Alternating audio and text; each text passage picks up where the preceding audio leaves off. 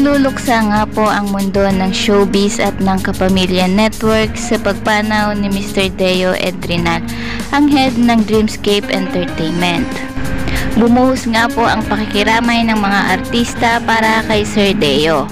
Ilan nga po sa mga nagbigay pakikiramay ang Marry Me, Marry You cast na sila Janine Gutierrez, Miss Cherry Pie Picache at Jake Ejercito.